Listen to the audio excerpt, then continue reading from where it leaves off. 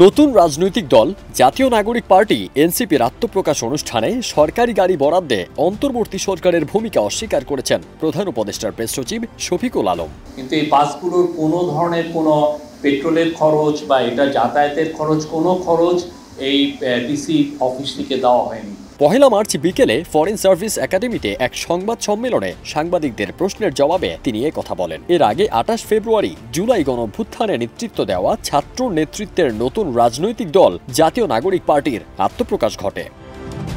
দেশ জুড়ে তোলপাড় ওয়ালটন ফ্রিজ কিনে আপনিও হয়ে যেতে পারেন মিলেনিয়ার।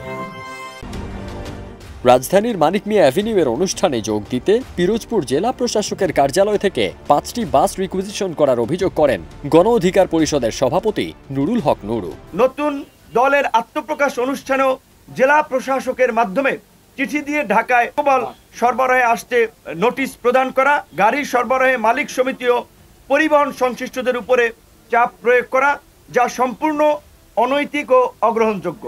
তবে এর ব্যাখ্যা দিয়ে প্রধান উপদেষ্টার প্রেস সচিব শফিকুল আলম বলেন, জুলাই অভ্যুত্থানে আহত নিহতদের পরিবারের অনুরোধে ডিসি তাদের সহায়তা করেন, কিন্তু ডিসি অফিস বা সরকার কোনো খরচ বহন করেনি। নিহতদের পরিবার তারা সবাই এসে তাদের কাছে রিকোয়েস্টটা করেছিলেন।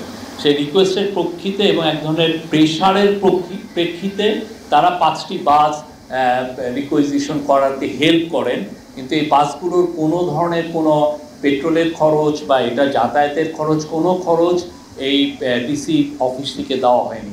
নির্বাচনকে কেন্দ্র করে লেভেল প্লেইং ফিল্ড নিশ্চিতে কাজ চলছে জানিয়ে শফিকুল আলম বলেন, নির্বাচনকে কেন্দ্র করে সব রাজনৈতিক দলের জন্য লেভেল প্লেইং ফিল্ড নিশ্চিত করা হচ্ছে। নির্বাচনের রোড ম্যাপ দেওয়া হয়েছে, কিন্তু বিএনপি তারিখ চাইছে। স্বল্প সংস্কারের পর আগামী ডিসেম্বরে নির্বাচন সম্ভব, সে কথা আগেই বলা হয়েছে। বিএনপি যেটা চাচ্ছেন হয়তোবা যে এক্সাক্ট একটা ডেট চাচ্ছে। ফারদিন সানি, দেশ রূপান্তর।